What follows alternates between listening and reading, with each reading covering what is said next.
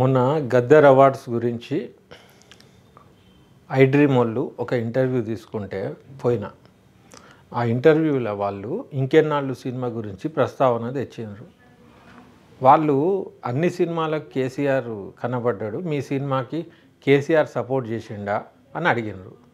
అడిగినప్పుడు నేను వాస్తవం చెప్పాలి కాబట్టి నేనేమన్నా అంటే, రాని తెలంగాణ వచ్చినట్టు కేసీఆర్ ఒక సీన్ పెట్టమన్నాడు, అది నేను పెట్టలేదని చెప్పి నా ఇంటర్వ్యూలో చెప్పిన. ఆమె ఇంకా కొద్దిగా డీప్గా అడిగింది, ఏంది ఆ సీన్ అంటే నేను చెప్పిన ఏంటంటే, కేసీఆర్ గారితో నేను సినిమా తీసేటప్పుడు కలిసిన కథ చెప్పినప్పుడు ఆయన ఏమన్నాడంటే, ఫస్ట్ ఇంకెన్నాళ్ళు టైటిల్ తీసేయండి, వేరే పెడదామన్నాడు. తర్వాత నువ్వు ఏమన్నా తీసుకో కానీ లాస్ట్లో ఒక సీన్ తీద్దాము, ఇది పెట్టు అన్నాడు. ఏం తీస్తారంటే, ఆయన గెలిచిన ఎమ్మెల్యేలు ఎంపీలు అందరూ తెలంగాణ భవన్ ముంగట నిలబడతారు. ఒక కట్టె కుర్చీలో ఆయన కూర్చొని ఉంటాడు. ఆయన ముంగట ఒక హెలికాప్టర్ దిగుతుంది. దాంట్లోకి వెళ్ళి సోనియా గాంధీ నడుచుకుంటూ వచ్చి బంగారుపల్లెంలో తెలంగాణ తెచ్చి ఆయన పాదాల కాడ పెట్టాలి అనే సీన్ చెప్పిండు.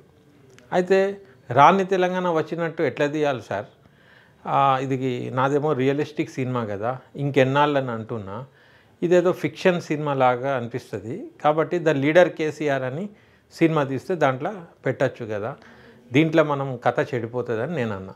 ఆ తర్వాత సార్ ఏమన్నారు, ఒక 1 డే గ్యాప్ ఇచ్చి రా మనం కథ తయారు చేద్దాం అన్నాడు.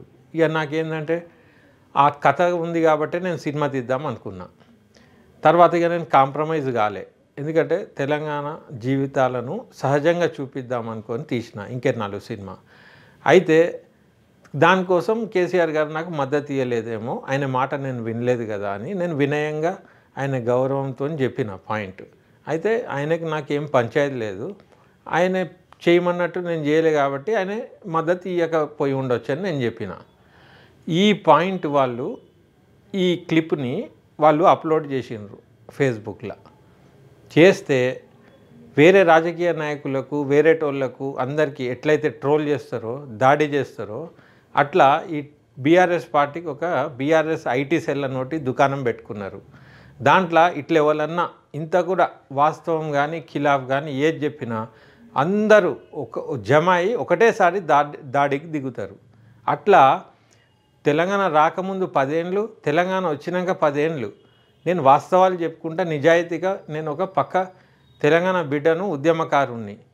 ఎందరినో ఉద్యమకారులను వాళ్ళందరూ కోదండరామ్ సార్ తలుపు పలగొట్టుడు, గద్దర్ గారికి అపాయింట్మెంట్ ఇవ్వకుంటే 2 గంటలు కూర్చున్నాడు, ఇట్లా ఎట్లయితే చేసుకుంటూ వచ్చిండ్రో, ఇవాళ వీళ్ళందరూ ఉమ్మడిగా నా మీద దాడికి దిగినరు సోషల్ మీడియాలో. ఏమని అంటున్నారు, అసలు ఈయన తెలంగాణేనా అని అడుగుతున్నారు. నా తెలంగాణ కాకుంటే ఏంది, మీ కేసీఆర్కి తెలియదా నా తెలంగాణ కాదా? తర్వాత ఈయన ఆంధ్ర ఆయనే ఏడో పైసలు ఇస్తే ఇట్లా అంటుండు, అసలు కేసీఆర్ ఈయనకు కలిసిండా అని అడుగుతుండ్రు. అయితే కేసీఆరే చెప్తాడు, నేను ఎన్నిసార్లు కలిసినా, ఆయనకు నాకు ఎన్నిసార్లు మీటింగ్లు అయినాయి, కథ చెప్పినా లేదా, సినిమా పాలసీ గురించి కూడా మేనిఫెస్టోలో పెట్టియలేదా నేను. అయితే నేను ఆ మురిగేటోళ్లకు, ఆ కుక్కలకు నేను ఏమంటలేను, వాళ్ళు జీతగాళ్ళు పైసలు తీసుకొని సోషల్ మీడియాలో ఈ అటాక్లు చేసుడు, ఇవి చేసుడు వాళ్ళ పని. అయితే ఈ వ్యవస్థ ఎవరు పెట్టినరు? నేను బీఆర్ఎస్ పార్టీ నేత కేసీఆర్కే నేను హెచ్చరిక చేస్తున్నా కూల్గా. ఏమని అంటే, సార్ మీరు బీఆర్ఎస్లో టీ తీస్తేనే మీరు ఓడిపోయినరు, తెలంగాణ వాదంతోనే మీరు సీఎం అయినరు, మా ఉద్యమకారులందరి సమిష్టి కృషితోనే మీరు సీఎం అయినరు.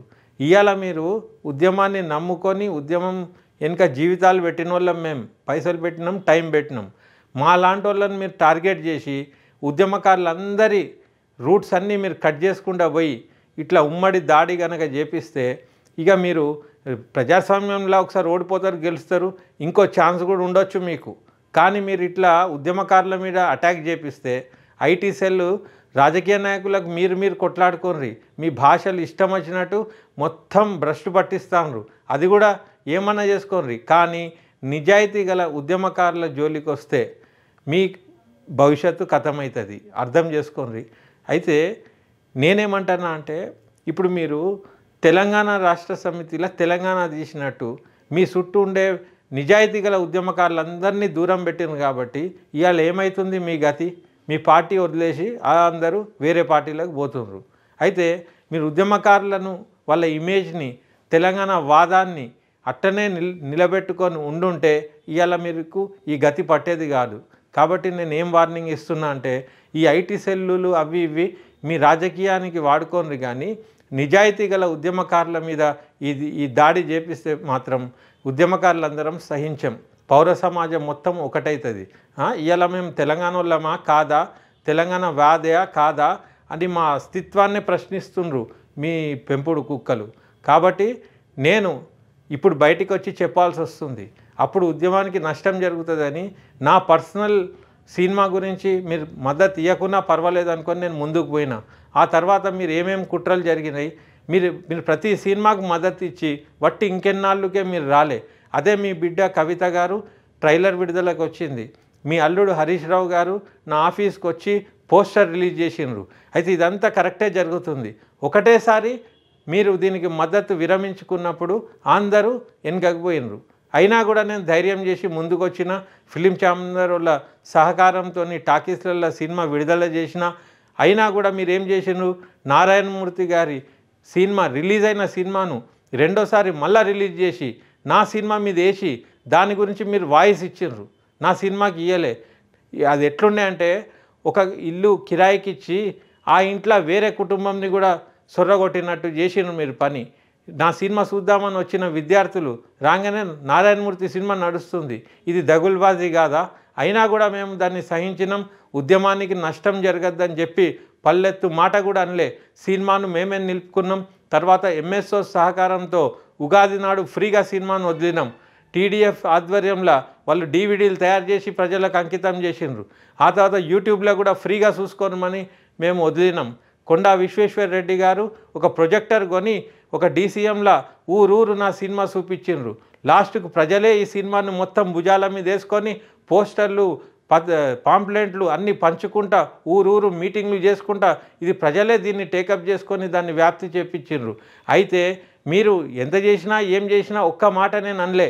ఇవాళ బయటికి వచ్చి చెప్పే పరిస్థితి ఎందుకు వస్తుంది? మీరు మా మీద దాడి చేపిస్తుండ్రు. అసలు మేము తెలంగాణ వాళ్ళమా, మేము తెలంగాణ వాదులమా, అసలు మీకు మేము తెలుసా అనే లెవెల్కి వస్తారా మీరు? ఇది చాలా పొరపాటు. ఇప్పుడు కూడా నేను వినయంగానే నేను చెప్తున్నా, ఏంటంటే ఇప్పటికీ మించిపోయింది ఏం లేదు, సరి చేసుకోండి. ఎవరైతే ఇట్లా ట్రోలింగ్ చేసిండ్రో, ఎవరైతే దాడి చేసిండ్రో వాళ్ళను మీ పార్టీలోకి వెళ్ళి బహిష్కరించండి. ఫేస్బుక్లో పోయి వాళ్ళ ఐడీలు చూస్తే మీతో పాటు ఎర్రవెల్లి దయాకర్తో పాటు వీళ్ళందరితో పాటు వాళ్ళ ఫోటోలు ఉన్నాయి. వీళ్ళందరూ కూడా టీఆర్ఎస్ సంబంధించిన మనుషులే, ఐటీ సెల్ సభ్యులు అని 100% మాకు ఆడ తేలిపోతుంది. ఒకటేసారి 20-30 మంది వచ్చేసి మొత్తం బూతులు కూడా తిట్టే పరిస్థితికి వచ్చింది. అయితే మీరు తెలంగాణను ఏ దిశకు తీసుకుపోతున్నారని నేను అడుగుతున్నా. ఇప్పుడు ఆ దాడి జరిగి ఉండకుంటే ఇవాళ కూడా నేను నోరిప్పకపోదును. మీరు ఇలా చేయడం సమంజసనీయం కాదు. నేను ఏమంటున్నా అంటే ఆ మర్యాదను మీరు కాపాడుకోండి. ఇవాళ కూడా మేము గౌరవిస్తున్నాం, మంచి పద్ధతిగా మంచి భాషలనే మా భావన వ్యక్తం చేస్తున్నాం.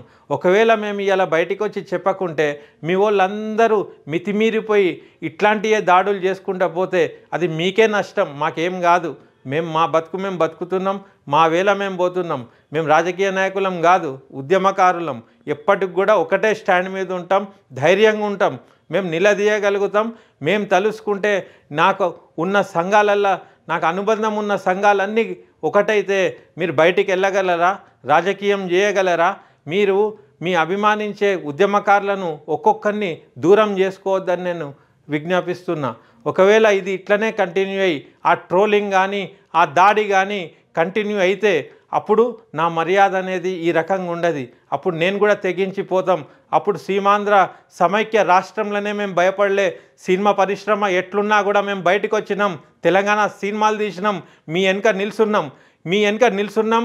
మీ నాయకత్వాన్ని బలపరచడానికి మేము పూర్తి ప్రయత్నం చేసినాం. ఇవాళ మీరు బలపడ్డాక కిరాయి గుండాలను పెట్టుకొని మా మీద దాడి చేపిస్తుండ్రా? మీకు ఎంత ధైర్యం అని నేను అడుగుతున్నా. మీరు ఉద్యమంతోనే మీ బలం. ఉద్యమకారులను మీరు ఎక్కడికక్కడ ఇట్టనే దాడులు చేపిస్తే మీరు బలహీనపడతారు అనేది చెప్తున్నా. ఇదొక సున్నితమైన హెచ్చరిక. మీరు ఇక ముందు నుంచి ఈ ఐటీ సెల్లు గీటీ సెల్లు బంద్ చేసేసి భావవ్యాప్తిగా ప్రజాస్వామ్యంగా ప్రజల్లోకి రాండి, మేము ఆహ్వానిస్తాం.